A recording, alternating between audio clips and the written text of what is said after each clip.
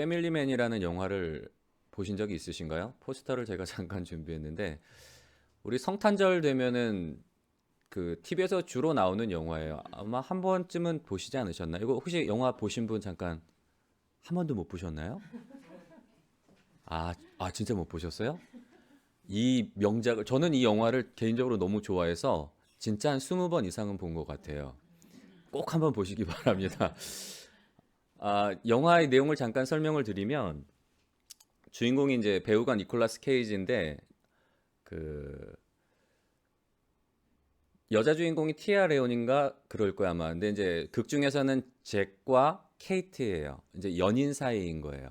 이 잭이라는 사람이 이제 런던의 인턴 대기업 증권회사의 어떤 인턴으로 이제 취업이 되는 거예요. 그래서 이제 공항에서 런던으로 가려고 하는데 케이트라는 이 연인이 가지 말라고.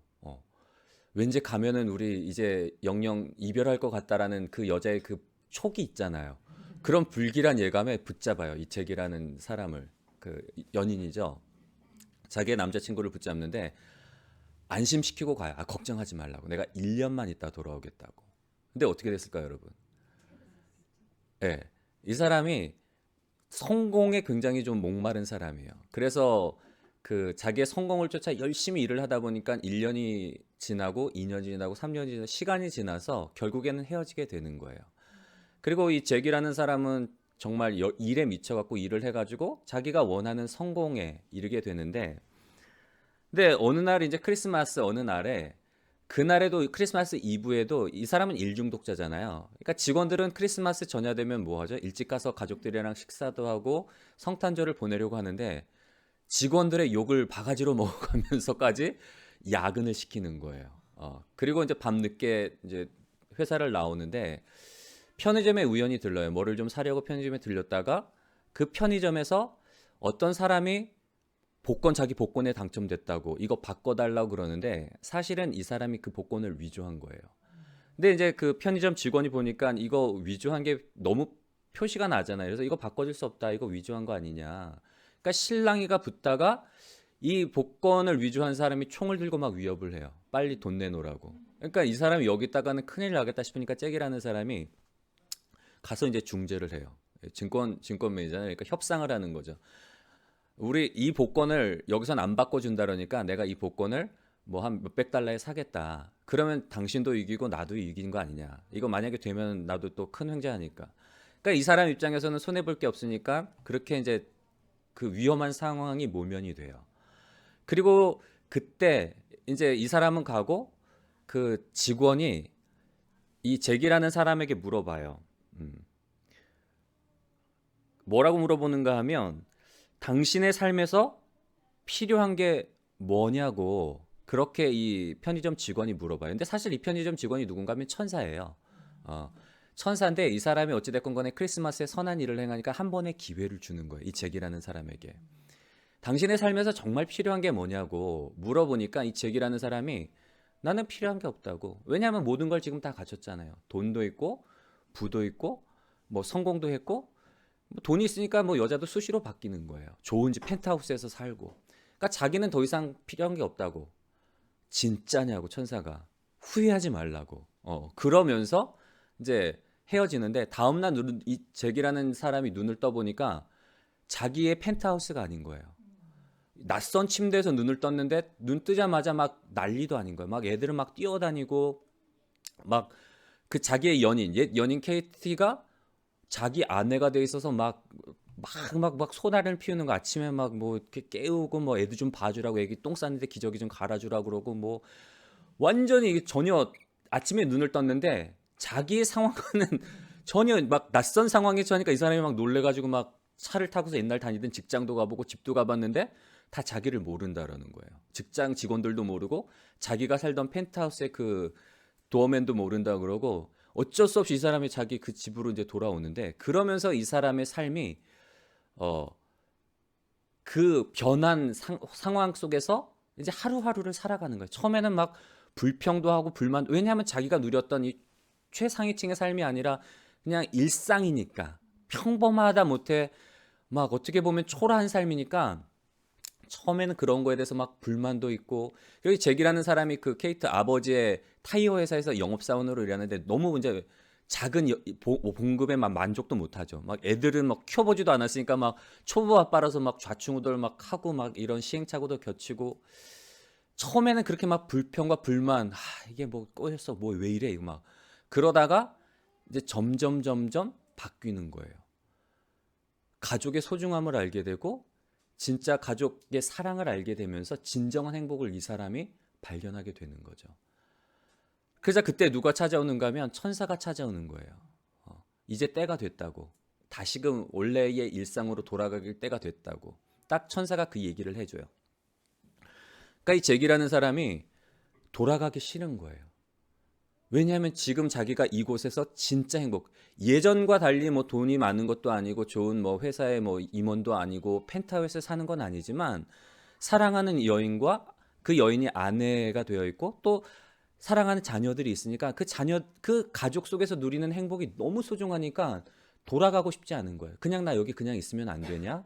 천사한테 그렇게 얘기를 하니까 천사가 뭐라고 하는가 하면 이거는 네가 선택하지 않은 길을 잠깐 엿보는 거야 라고 이야기를 해요. 이곳에서 영원토록 살 수 있는 게 아니고 이곳에서 살 수 있는 게 아니고 지금 이거는 네가 과거에 선택하지 않았던 그 길에, 만약에 선택하지 않은 그 길을 갔을 때에 일어날 일들에 대해서 잠깐 엿보는 거야 라고 이야기를 해요. 그리고는 이 잭이라는 사람은 그날 밤 잠자리에 들어서 어떻게 해서든 잠이 안 들려고, 왜냐하면 깨어나면 예전에 그 일상으로 돌아갈 것을 알기 때문에 잠이 안 들려고 버티다가 눈을 딱 떴는데 이제 과거의 일상으로 돌아간 거죠. 그러다가 이제 그 전에 사실은 이걸 빼먹었는데 그 전에 이제 케이트라는 그 연인이 이 사람한테 문자를 남겼었어요. 연락을 좀 달라고. 왜냐하면 이 케이트라는 여자도 이제 파리로 미술관 디렉터인가 해가지고 이제 좋은 곳으로 가면서 이 사람이 옛날 이 연인의 짐을 주려고 연락을 했는데 그때 연락을 받고서 회장한테 물어봐요. 고민을 하다가. 내 옛날 연인한테 연락이 왔는데 어떻게 하면 좋겠냐고. 그러자 회장이 뭐라고 이야기를 하는가 하면 그건 이미 유통기한이 지난 거야. 잊어버리라는 거죠. 끝난 관계니까 잊어버리라고. 그래서 이 사람이 연락을 안 하고 있다가 이걸 경험하고 나서 불이 나게 연락을 하는 거예요. 그 연락처를 찾아가가지고 뭐 우여곡절 끝에 이 케이트가 이제 상황이 바뀐 거죠. 파리로 가려는 그 비행기를 타려고 할 때에 붙잡는 거예요. 제발 가지 말라고. 그러면서 이제 자기의 꿈 얘기를 해주는 거예요. 우리가 이제 자기가 경험했던 그것들을 생생하게 해줘가지고 눈이 소복소복 내리는 그 공항 벤치에 앉아갖고 비행기는 이미 떠나고 밤늦게까지 서로 이야기하면서 이제 영화가 마무리되는데요. 이 영화 꼭 보세요, 여러분. 저는 정말 20번을 봤습니다. 로맨틱해. 여러분들이 좋아하시는 장르예요. 이 말씀을 드리는 이유는 뭔가 하면 천사가 왜 이 잭이라는 사람에게 잭이라는 사람이 선택하지 않은 그 길을 갔을 때에 일어날 일들에 대해서 엿보게 했을까요, 여러분? 이 사람이 놓치고 있었던 것, 정말 소중한 것, 붙잡아야 될 것, 진정한 행복이 뭔가를 발견하게 해주려고 한 번의 기회를 준 거예요. 크리스마스에 천사가 이 친구한테. 너 정말 네 삶에 만족하냐? 너 부족함이 없냐? 물어보고 이 사람이 정말 소중한 게 무언가를 발견할 수 있도록 그걸 엿보게 해주는 거예요. 천사의 의도는 뭐라고요? 소중한 것을 발견하고 그것을 붙잡으라는 거죠. 그리고 이 사람이 꿈에서 깨어났을 때 연인을 찾아가잖아요. 그리고는 그 연인을 설득을 해요. 만약에 우리가 결혼하게 되면 이렇게 살 거다. 뭐 어떻게 집은 어떻게 짓고 자녀는 어떻게 하고 뭐 막 하고 비전을 제시를 해준단 말이에요. 여러분 오늘 우리가 제목이 뭐죠? 예수님을 통해 천국의 삶을 엿보다. 오늘 우리가 예수님께서 우리에게 천국의 삶을 보여주세요. 천국의 삶이 뭔가. 우리가 예수님을 통해서 천국의 삶을 엿보고 정말 우리가 붙잡아야 될 것, 우리가 찾고 구하고 누려야 될 것들을 여러분 발견하셔서 누리는 그런 시간이 되시기를 주님의 이름으로 간절히 소원합니다. 우리 31절 오늘 본문 32절의 말씀을 보면 다시 한번 읽어볼까요? 시작. 위로부터 오시는 이는 만물 위에 계시고 땅에서 난 이는 땅에 속하여 땅에 속한 것을 말하느니라. 하늘로부터 오시는 이는 만물 위에 계시나니 그가 친히 보고 들은 것을 증언하되 그의 증언을 받는 자가 없도다. 아멘. 예수님께서는 하늘에서 오셨다고 요한은 기록을 하고 있어요. 하늘에서 오신 분이 하늘에서 일어나는 일들, 하늘에 있는 일들을 우리에게 친히 보여주신다 그래요. 우리는 하늘의 일을 알질 못해요. 왜냐하면 땅에서 났기 때문에. 땅에서 난 사람들은 땅의 일밖에 모르지만 하나님께서는 위로부터 하늘에서 오신 분이기 때문에 하늘의 일들을 잘 아시는 거예요. 그래서 하늘의 삶이, 천국의 삶이 어떤 것인지를 우리에게 보여주시는 거예요. 말씀을 하시는데 안타깝게도 성경은 뭐라고 말하죠? 그 말씀을 받은 사람이 없다는 거예요. 오늘 말씀을 이해하기 위해서는 몇 주 전에 살펴본 그 니고데모와의 그 이야기를 다시 한번 우리가 좀 살펴봐야 되는데요. 3장 10절부터 12절의 말씀도 우리 한번 읽어볼까요? 3장 10절부터 12절의 말씀입니다. 시작. 예수께서 그에게 대답하여 이르시되 너는 이스라엘의 선생으로서 이러한 것들을 알지 못하느냐. 진실로 진실로 내게 이르노니 우리는 아는 것을 말하고 본 것을 증언하노라. 그러나 너희가 우리의 증언을 받지 아니하는도다. 내가 땅의 일을 말하여도 너희가 믿지 아니하거든. 하물며 하늘의 일을 말하면 어떻게 믿겠느냐. 예. 예수님께서 니고데모와의 대화에, 니고데모가 예수님을 찾아오죠. 왜냐하면 예수님께서 행하시는 표적들을 보고 하늘에서 오신 분이 아니라면, 하나님으로부터 직접 보냄을 받은 분이 아니라면 이런 표적을 행할 수 없다. 그래서 니고데모가 평소에 그 고민이었던 하나님의 나라에 대해서 물어보기 위해서 찾아왔단 말이에요. 그때 예수님께서 니고데모에게 하신 말씀이 이거예요. 우리는 11절의 말씀이 오늘 우리가 읽은 본문 그 31절과 32절 말씀이랑 똑같은 말씀이잖아요.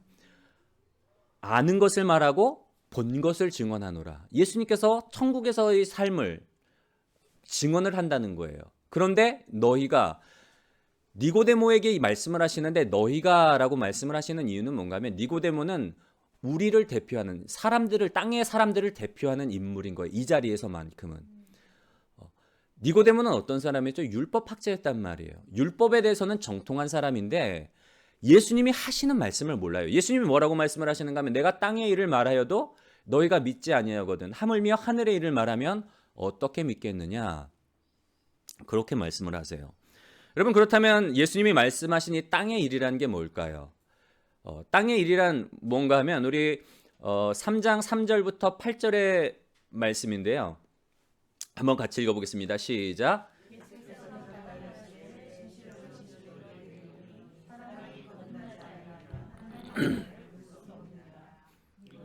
이르되 사람이 늙으면 어떻게 날 수 있사옵나이까? 두 번째 모태에 들어갔다가 날 수 있사옵나이까?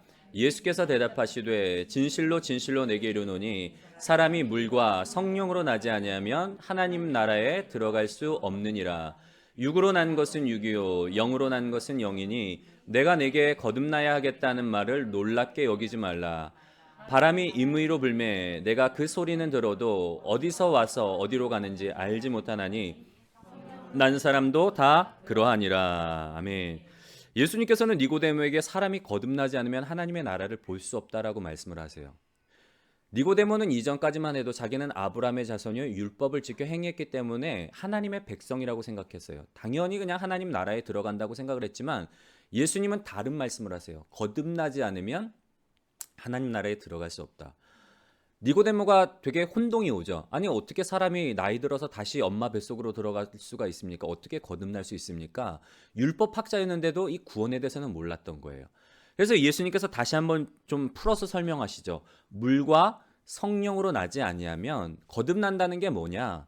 물과 성령으로 나지 않으면 하나님 나라에 들어갈 수 없다라고 그렇게 말씀을 하세요. 여러분, 그렇다면 물과 성령으로 난다는 게 또 뭘까요? 땅의 일에 대해서 지금 말씀을 하시는데 땅의 일은 다른 게 아니라 물과 성령으로 거듭나는 거예요. 그렇다면 물로 새롭게 태어난다는 건 뭘 의미하는가 하면 우리 성경 구절을 계속 오늘은 좀 많이 찾아 읽어볼게요. 마태복음 3장 1절 2절 말씀, 그리고 마태복음 1장 4절부터 5절의 말씀을 우리 함께 읽겠습니다. 시작. 그때 세례 요한이 이르러 유대 광야에서 전파하여 말하되 회개하라 천국이 가까이 왔느니라. 세례 요한이 광야에 이르러 죄 사함을 받게 하는 회개의 세례를 전파하니 온 유대 지방과 예루살렘 사람이 다 나아가 자기 죄를 자복하고 요단강에서 그에게 세례를 받더라. 아멘. 세례 요한이 베레아 동편에서 광야에서 사람들에게 뭐라고 선포를 했는가 하면 회개하라 천국이 가까이 왔느니라. 회개의 메시지를 선포를 했어요. 회개 메시지를 선포를 하고 또 뭘 했죠? 요단강 동편에서 물로 세례를 줬잖아요. 이 세례는 어떤 세례인가 하면 물 세례예요. 물 세례. 물로 세례를 줬단 말이에요. 이때 그 세례는 물 세례는 어떤 세례인가 하면 죄를 씻는 죄 사함에 이르는 회개예요. 그래서 회개하라 천국에 가까이 왔느니라 선포할 때에 사람들의 반응이 뭐였죠? 자기 죄를 자복하고 하나님의 나라가 가까이 왔다. 가까이 왔으니까 회개하라니까. 아, 진짜 하나님의 나라가 가까이 왔구나. 그러면 내가 회개해야지. 그리고 자기 죄를 자복하는 거예요. 다음 장 한번 넘겨주시겠어요? 누가복음 3장 3절에 보면 요한이 요단강 부근 각지에 와서 어떤 세례를 그랬죠? 죄 사함을 받게 하는 회개의 세례를 전파하니 그리고 3장 8절에 보면은 회개 합당한 열매를 맺으라라고 말하면서 이제 3장 10절부터 14절에 보면 이 요한이 선포한 메시지를 읽고 사람들의 반응이에요. 우리 한번 같이 읽겠습니다. 시작. 무리가 물어 이르되 그러면 우리가 무엇을 하리이까? 대답하여 이르되 옷 두 벌 있는 자는 옷 없는 자에게 나눠줄 것이요 먹을 것이 있는 자는 먹게 할 것이니라 하고 세리들도 세례를 받고자 하여 와서 이르되 선생이여 우리는 무엇을 하리이까 하매 이르되 부과된 것 외에는 거두지 말라 하고 군인들도 물어 이르되 우리는 무엇을 하리이까 하매 이르되 사람에게서 강탈하지 말며 거짓으로 고발하지 말고 받는 급료를 족한 줄로 알라 하니라. 아멘. 세례 요한이 죄삼에 이르는 이 회개를 선포하고 그리고 물로 세례를 주면서 이 그 죄 씻는 이 세례를 베풀면서 사람들이 어떤 반응을 보이는가 하면 그럼 우리는 어떻게 하면 좋겠습니까? 왜냐하면 요한이 회개 합당한 열매를 맺으라고 하니까 그럼 우리는 어떤 삶을 살아야 될까요? 무리가 물으니까 옷 두 벌 있는 자는 없는 자에게 나눠줄 것이요 먹을 것이 있는 자도 그렇게 할지니라. 사랑의 삶을 살라는 거예요. 하나님의 백성으로서 나누는 삶, 실천하는 삶, 사랑의 삶을 살라는 거죠. 세리들 같은 경우는 어떻게 할까요? 물으니까 부과된 것 외에는 거두지 말라. 속여서 더 이득을 취하려고 부당이익 취하려고 하지 말고 정확하게 그대로 너희가 관리이기 때문에 공무원이기 때문에 정확하게 부과된 세금 위에는 거두지 말라. 군인들은 물어봐요. 그럼 우리는 뭐 할까요? 사람들에게 강탈하지 말고 거짓으로 고발해서 남의 물건을 빼앗지 말라. 너네가 힘 있다고 사람들의 것을 함부로 힘으로 강탈하지 말라는 거예요. 여러분 이거 다 뭐죠? 어떤 덕목이죠? 삶의 덕목이에요. 삶 가운데서 회개한다는 건 뭔가 하면 돌이키는 거예요. 과거의 잘못된 행실에서 돌이켜서 하나님의 백성으로 이제 살아가라는 거예요. 행동에 대한 이야기예요. 여러분 물세례는 어떤 세례인가 하면 죄를 깨닫게 하는 세례예요. 그런데 우리가 좀 한번 짚고 넘어가야 될 건 뭔가 하면 회개. 우리가 여러분 회개하면 뭐라고 알고 있으시죠? 돌이키는 것으로 알고 있잖아요. 가던 길에서 돌이키는 게 진짜 회개의 의미예요. 하나님을 떠나서 하나님이 아닌 길, 세상의 길, 육신의 정욕과 안목의 자랑과 이생의 자랑을 쫓아가던 세상 사람들이 추구하던 그런 가치관 속이고 그냥 나 혼자 잘 먹고 잘 살려고 하고 그냥 내 힘으로 그냥 강탈하고 이런 방식들을 버리고 하나님이 기뻐하시는 삶의 방식을 취하는 것. 모세 오경을 통해서 율법을 통해서 주신 하나님의 백성으로서의 그 삶의 지침들을 따라 살라는 거예요. 근데 회개는 뭔가 하면 우리가 그런 삶을 살지 못했기 때문에 이제 돌이켜서 하나님의 뜻에 일치하는 삶을 사는 건데 근데 중요한 건 뭔가 하면 우리가 회개했기 때문에 죄 용서함을 받을까요? 저는 사실 옛날에 그렇게 알았어요. 내가 회개했기 때문에 하나님으로부터 나의 죄 사함을 받았다. 저는 옛날에 정말 그렇게 알았어요. 회개하라니까. 내가 회개해야지 내가 하나님으로부터 용서함을 받는구나. 근데 여러분 회개는 뭔가 하면 회개는 다른 것이 아니라 이미 용서받은 마음의 상태라는 거예요. 하나님으로부터 이미 용서받은 사람만이 할 수 있는 게 회개라는 거예요. 내가 회개를 했기 때문에 나의 죄를 고백하고 내가 돌이켰기 때문에 죄 용서함을 받은 게 아니라 나의 죄를 용서해 주시는 하나님의 그 은혜와 죄인을 오래 참고 기다리시는 하나님의 그 선하심이 은혜로 나에게 다가왔기 때문에 하나님의 그 죄를 용서해 주시는 죄인을 향한 그 긍휼의 마음이 나에게 은혜로 다가왔기 때문에 그 은혜의 마음을 알고 내가 돌이키는 게 회개라는 거예요. 내가 회개했기 때문에 마치 그 공로로서 그 대가로서 용서받는 게 아니라는 거예요. 여러분 이해가 되시죠? 우리가 회개할 수 있는 것도 무엇 때문에 회개를 하게 된다고요? 하나님의 은혜의 마음이 있었기 때문에, 죄인을 향한 긍휼의 마음이 있었기 때문에, 용서의 마음이 있었기 때문에 그 용서의 마음으로 인해서 우리가 돌이킬 수 있다는 거예요. 여러분, 물세례는 다른 것이 아니라 한마디로 사람들의 행동을 교정하는 거예요. 잘못된 행동, 악한 길을 가던 것에서 돌이키게 하는 사람들의 행동을 어떻게 보면 바로잡아주는 세례가, 죄 씻음의 세례가 바로 이 물세례인데, 근데 여러분, 이 행동만 교정한다고 해서 모든 문제가 해결될까요? 우리 임원교육 때도 살펴봤잖아요. 정말 중요한 문제가 있잖아요. 어떤 문제죠? 본질의 문제. 우리의 본질이 바뀌지 않으면 아무리 행동이 바뀐다고 해서 우리가 구원받을 수 없다는 거예요. 왜냐하면 우리는 날 때부터 죄인이었기 때문에, 날 때부터 원죄 아래서 태어났기 때문에 전적으로 타락하고 전적으로 부패해서 하나님의 뜻에 일치할 수가 없는 거예요. 그래서 행동만 바꾼다고 우리가 구원에 이를 수 있는 게 아니라, 하나님의 나라에 들어갈 수 있는 게 아니라, 우리의 존재 자체가 바뀌지 않으면 결코 하나님 나라에 들어갈 수가 없는 거예요. 그래서 본질의 문제를 다루는 게 무슨 세례인가 하면 바로 이 성령 세례인 거예요. 물 세례는 우리의 죄, 행동을 바꾸고 우리의 죄를 씻는 세례라면, 우리의 본질을 바꾸는 세례는 무슨 세례라고요? 성령 세례인 거예요. 우리 요한복음 1장 26절의 말씀을 한번 찾아볼까요? 1장 26절과 1장 33절의 말씀을 함께 읽겠습니다. 시작. 요한이 대답하되 나는 물로 세례를 베풀거니와 너희 가운데 너희가 알지 못하는 한 사람이 있었으니 나도 그를 알지 못하였으나 나를 보내어 물로 세례를 베푸신 그이가 나에게 말씀하시되 내려서 누구 위에든지 머무는 것을 보거든 그가 곧 성령으로 세례를 베푸는 이인 줄 알라 하셨기에. 아멘. 요한은 뭘로 세례를 베풀었죠? 물로 세례를 베풀었어요. 그렇다고 해서 요한이 죄를 씻어주는 게 아니에요. 요한은 단지 그 일을 감당하는 거지, 죄를 씻어주고 죄를 회개케 하시는 이는 하나님이란 말이에요. 단지 요한은 그 역할을 감당했을 뿐이에요. 중요한 건 다 하나님이 하시는데, 아무튼 요한은 물로 세례를 베풀지만 너희 가운데 너희가 알지 못하는 한 사람이 있었으니 누구죠? 예수님이란 말이에요.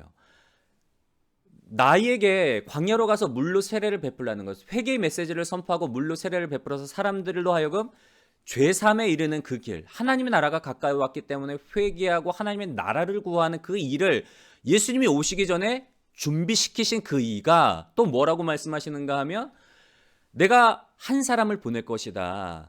그가 진짜 근본적인 문제를 해결할 뿐인데, 성령이 누구 위에 임하면 내가 보낸 사람인 줄 알라. 그리고 그 사람은 어떤 일을 한다고요? 나는 물로 세례를 사람들에게 베풀지만 그분은 성령으로 세례를 베푼다는 거예요.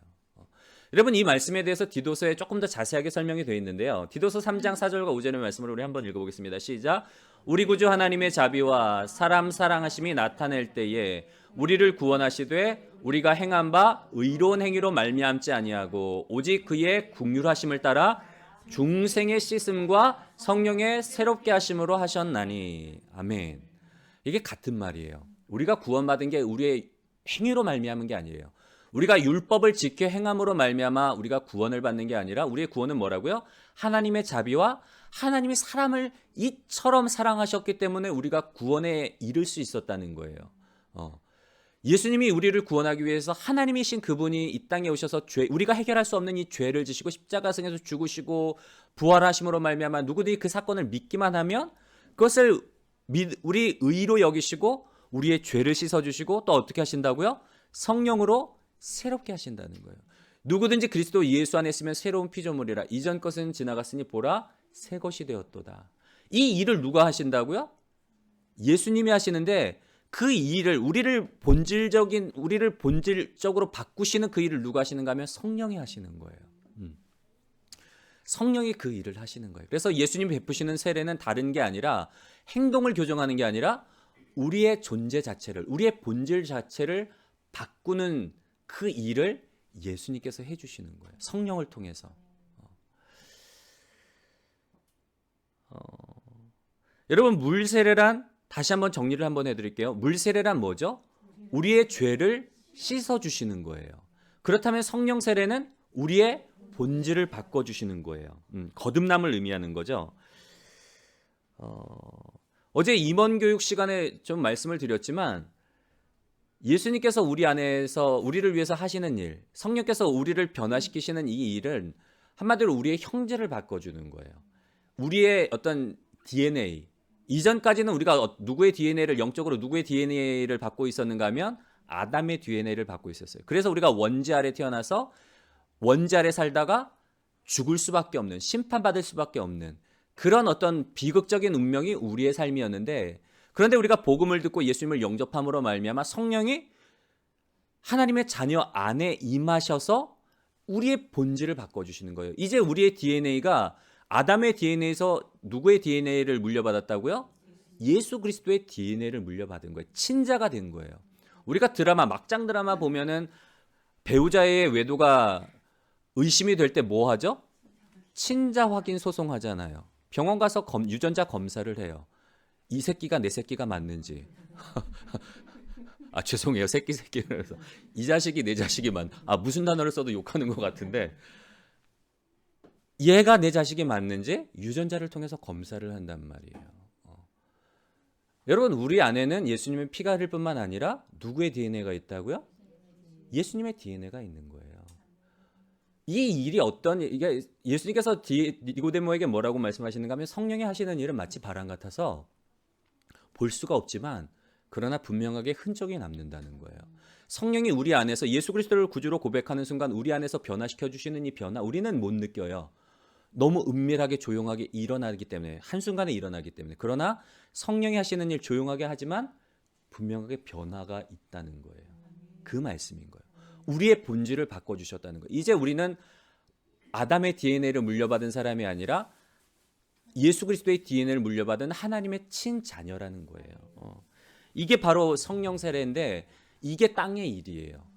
예수님께서 땅의 일은 다른 게 아니라 우리가 이 땅 가운데서 예수님을 믿고 하나님의 자녀가 되어서 하나님의 자녀로 살아가는 그 일을 가리켜서 예수님께서 풀어 설명해 주신 거예요. 니고데모에게. 그런데 니고데모는 이해를 못하는 거예요. 어떻게 거듭날 수 있습니까? 거듭남이라는 게 무엇입니까?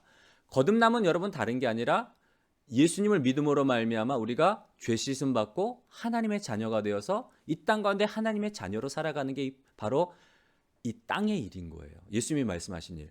내가 땅의 일을 말하여도 너희가 알지 못하거든. 어떻게 하늘의 일을 말하면 그 하늘의 일을 알 수 있겠느냐? 그러면 그 하늘의 일은 또 뭘까요? 하늘의 일이 뭔가 하면 우리 찾아볼까요? 요한복음 3장 12절 이후에 14절부터 18절의 말씀을 한번 읽어보겠습니다. 시작. 모세가 광야에서 뱀을 든 것 같이 인자도 들려야 하리니 이는 그를 믿는 자마다 영생을 얻게 하려 하심이니라. 하나님이 세상을 이처럼 사랑하사 독생자를 주셨으니 이는 그를 믿는 자마다 멸망하지 않고 영생을 얻게 하려 하심이라. 하나님이 그 아들을 세상에 보내신 것은 세상을 심판하려 하심이 아니요 그로 말미암아 세상이 구원을 받게 하려 하심이라. 그를 믿는 자는 심판을 받지 아니하는 것이요 믿지 아니하는 자는 하나님의 독생자의 이름을 믿지 아니하므로 벌써 심판을 받은 것이니라. 아멘.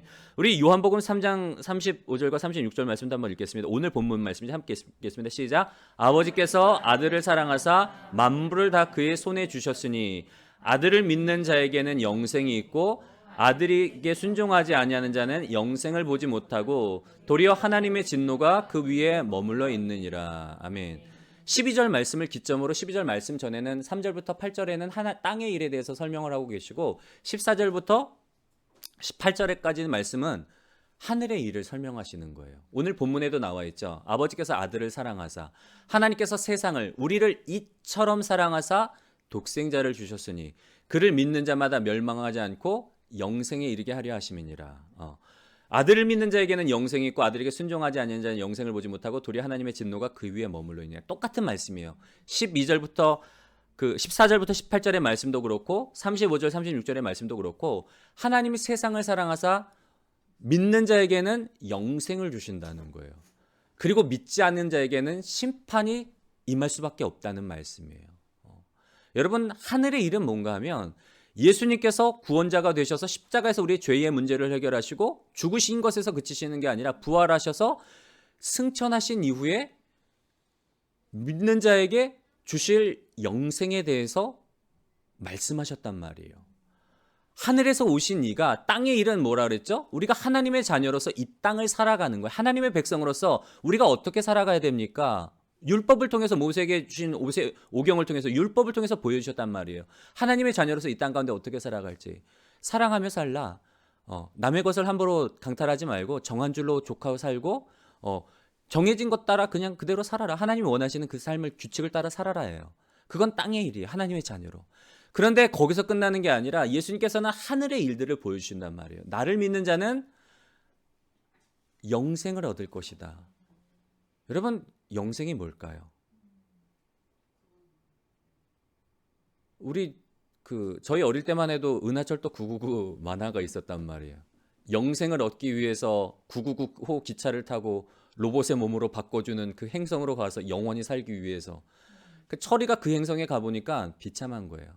사람들이 영원히 사니까 그냥 막 방탕하고 술 먹고 어떤 사람들은 자살도 하고, 그러면서 철이가 뭐라 그러는가 하면 내가 이런 영생을 살 바에는 그냥 나 인간으로, 개조하지 않고 인간으로 살겠다. 그리고는 다시 떠나요. 여러분, 그게 영생일까요? 영원히 죽지 않고 사는 것? 진짜 영생은 뭔가 하면 맞아요. 하나님 안에서 우리가 하나님의 통치, 하나님의 다스림 속에서 하나 되어서 살아가는 그 지복의 삶, 영원히 복된 삶을 살아가는 게 영생의 핵심이에요. 그냥 단순히 질병 없이 고통 없이 영원히 사는 게 아니라 하나님 안에서 하나님과 하나 되어서 참된 은혜 아래 살아가는 것이 영생인데요. 요한복음 17장의 말씀을 우리가 좀 아직도 감이 잘 안 오시죠? 니고데모도 그랬어요. 땅의 일을 말씀하셨는데 땅의 일에 대해서도 감이 없었는데 땅의 일을 말해도 네가 알지 못하는데 하늘의 일을 말하면 네가 알겠느냐? 근데 예수님께서는 오늘 우리에게 밝히 말씀해 주셨어요. 보시고 오신 분이 하늘의 삶이 어떤 삶인지를 우리에게 밝히 보여주셨는데, 우리 요한복음 17장의 말씀은 여기 없어요. 이거 일부러 안 넣었어요. 너무 중요한 말씀이라서 직접 성경을 찾아보면서 한 구절씩 한 구절씩 짚어보려고 우리 요한복음 17장 말씀을 한번 좀 펴세요. 우리 온라인으로 예배드리시는 분도 성경을 찾으시기 바랍니다. 예수님이 보여주시는 이 천국의 삶이란 뭔가, 우리가 예수님을 통해서 엿볼 수 있는 천국의 삶이 뭔가, 이 요한복음 17장에 기록되어 있어요. 여러분, 요한복음 17장은 예수님의 기도예요. 제자들을 위한 예수님의 기도인데 2절 말씀을 먼저 한번 읽겠습니다. 2절 3절 같이 읽겠습니다. 시작. 아버지께서 아들에게 주신 모든 사람에게 영생을 주게 하시려고 만물을 다스리는 권세를 아들에게 주셨음이로다.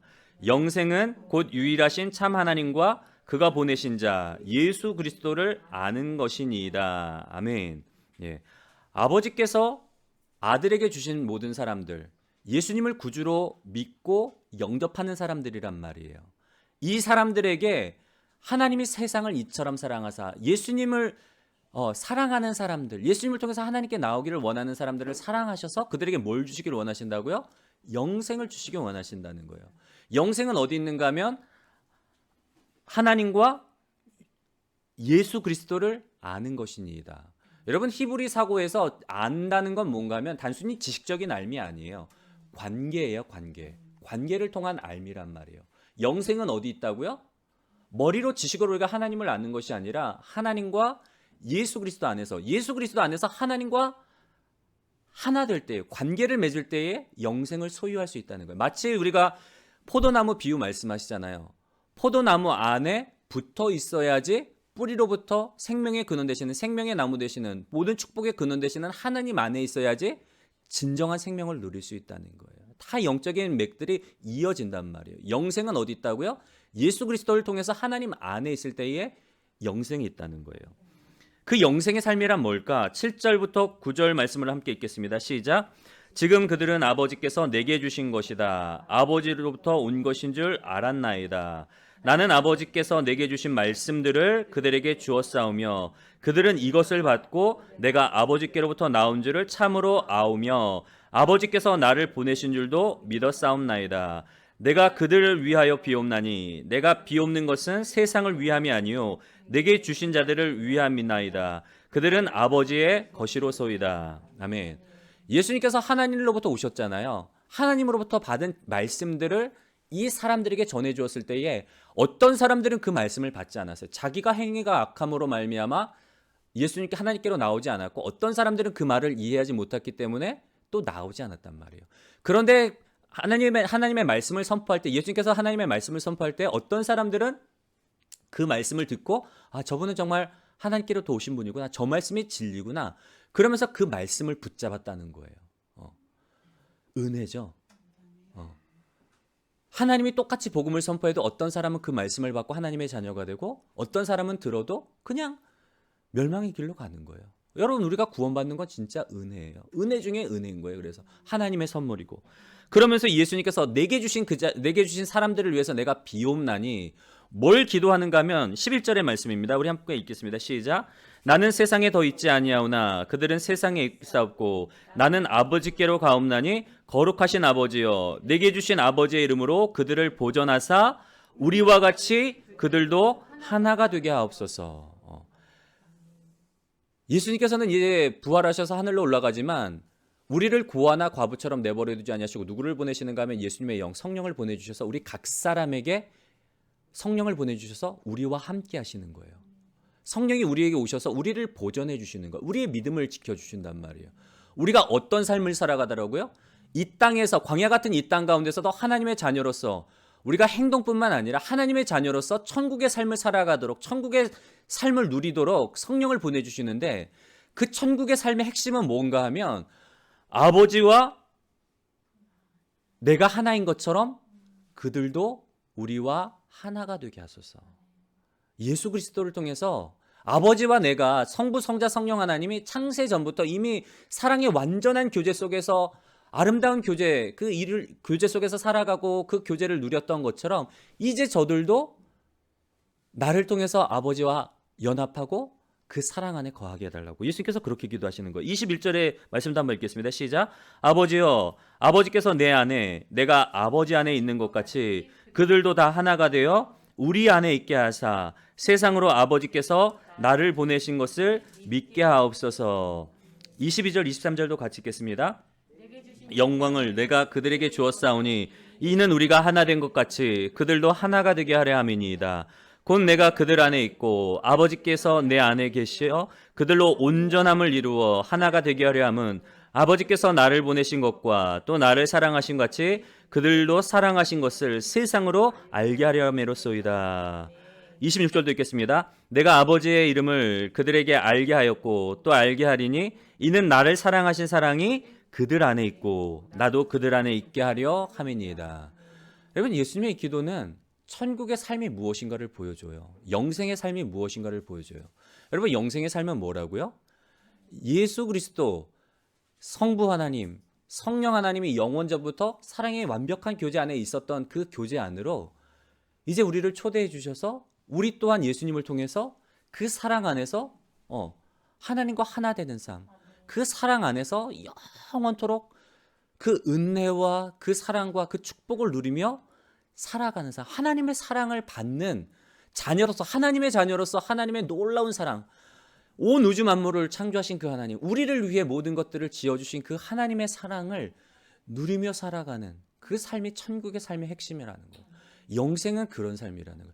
이 땅의 삶이 전부가 아니라 이 땅에서도 우리가 하나님의 자녀로서 하나님의 이스라엘 백성들이 광야에서 구름 기둥과 불 기둥으로 인도함을 받고 만나와 메추라기를 통해서 반석을 쳐서 샘물 나게 하는 모든 필요를 하나님께서 채워주셨을 뿐만 아니라 이 땅에서의 삶이 전부가 아니라 진짜 하늘 나라의 삶, 하나님이 계신 그곳에서 영원토록 하나님의 통치를 받고 영원토록 하나님의 사랑 안에서 하나님의 사랑으로서 하나님의 자녀로서 주와 함께 왕노릇하며 사는 삶이 진짜 천국의 삶의 핵심이라는 거예요. 예수님이 이거를 보여주신 거예요.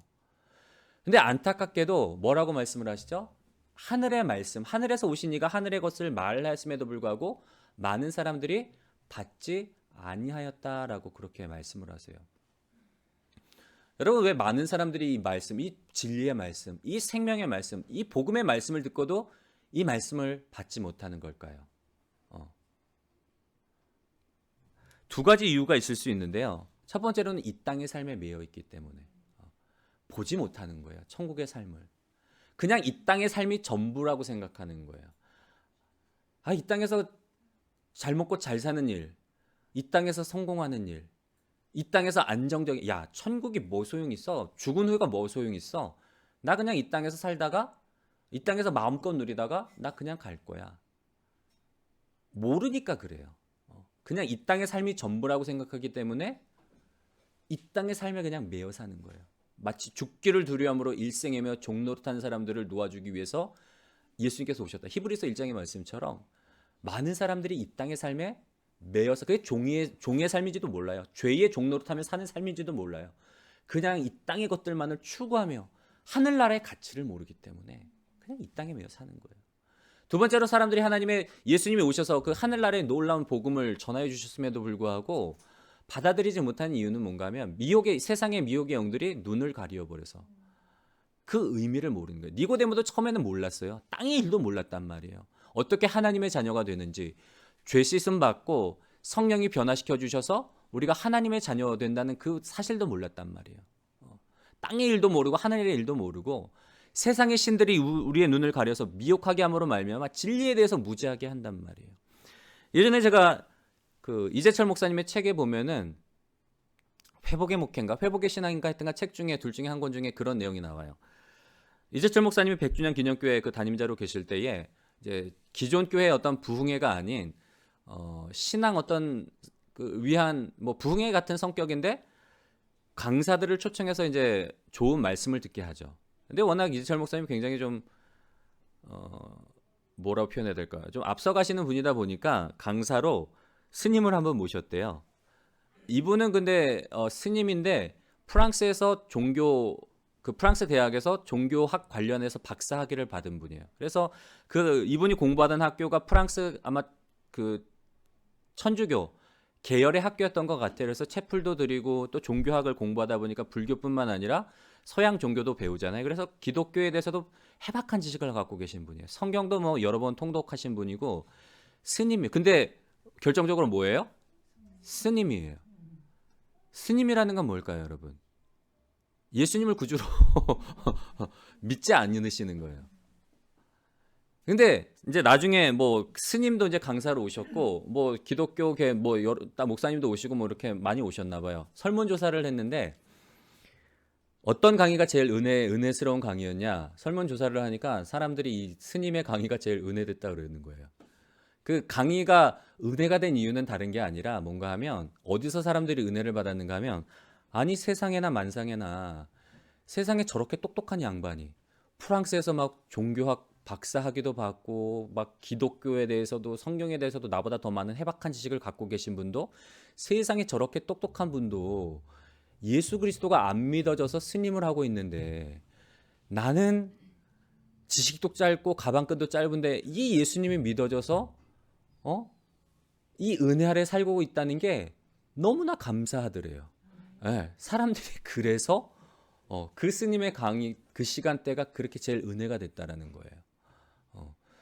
여러분 아까도 말씀을 드렸지만 우리가 진짜 예수 그리스도를 구주로 고백하고 하나님의 자녀로 살아가고 이 땅 가운데서 천국에 우리가 가면은 천국에서 영원토록 하나님의 그 사랑 안에 살지만 지금도 우리가 하나님의 사랑 안에서 살고 있단 말이에요. 예수님께서 그거 보여주신 거예요. 하나님의 자녀로서 우리가 어떤 은혜 속에서 살아가게 될지를 하나님의 자녀로서 친자녀로서 정말 하나님의 그 사랑 그 놀라운 사랑 안에서 살아가는 존재들이라는 걸 보여주셨단 말이에요. 우리가 마땅히 붙잡아야 될 게 뭐라고요? 그 사랑, 그거 붙잡아야 돼요. 아까 패밀리맨 다시 한번 돌아가겠습니다.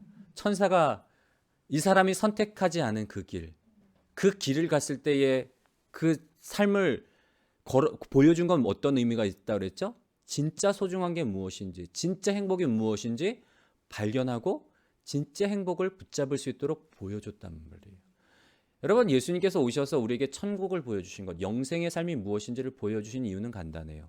그 영생의 삶, 우리가 진짜 붙잡아야 될 진정한 행복, 진정한 생명, 그것을 찾고 구하고 누리라고 우리에게 보여주신 거예요. 저는 우리가 이 땅에 매여서 사는 그리스도인들이 아니라 우리의 믿음의 시각이 좀 넓어졌으면 좋겠습니다. 우리의 삶은 어떤 삶이라고요? 이미 우리는 이 땅에서 하나님의 자녀로서 성령 안에서 하나님의 사랑을 천국의 삶을 살아가고 있는 거예요. 내가 생각할 때는 야, 내 삶이 지금 이게 뭐 무슨 축복의 삶이냐. 되는 일은 없고 맨날 꼬이고 경제적으로 어렵고 자녀들은 안 풀리고 몸은 아프고 야, 이게 무슨 천국의 삶이냐. 아니요. 여러분 지금 천국의 삶을 살고 있어요. 왜냐하면 하나님이 여러분과 함께 하시고 예수님이 성령으로 여러분 안에 가시면서 여러분의 삶을 주관하고 계시기 때문에. 왜냐하면 무엇을 먹을까 무엇을 마실까 입을까 염려하지 말고 이 땅의 삶이 전부가 아니라 진정한 양식, 진정한 생명은 하나님의 입에서 나오는 말씀이라는 거. 우리가 그 은혜 아래에서 이스라엘 백성들이 광야 속에서도 하나님의 은혜로 살아갔던 것처럼 매일매일 우리의 삶 가운데서 하나님이 우리의 필요를 채워주시고 우리의 모든 삶 가운데서 주관해 주시고 구름 기둥과 불 기둥으로 우리를 인도해 주신다는 그 사실, 하나님의 사랑을 보여주시려고 때로는 우리 삶 가운데 고난을 주시는 거예요. 하나님을 찾고 찾아서 발견하라고, 진짜 천국의 삶을 사모하라고, 고난 많은 이 세상이 아닌 천국을 사모하라고. 어떻게 보면 우리에게 이 땅에 좀 정결하 너무 내가 보니까 너 너무 이 땅을 사랑한다, 너 이 땅에서 좀 정학을 띠라고 천국을 사모하라고 어떻게 보면 고난을 주신단 말이에요. 여러분 우리는 이 땅 가운데서 진짜 우리가 붙잡아야 될 걸 천국의 삶이에요. 예수님께서 보여주신 그 삶. 바라기는 우리가 진짜 구하고 두드리고 찾아야 될 것들을 구함으로 인해서 천국의 삶을 누리며 천국의 영생의 삶을 살아가는 복된 여러분들이 되시기를 주님의 이름으로 간절히 소원합니다.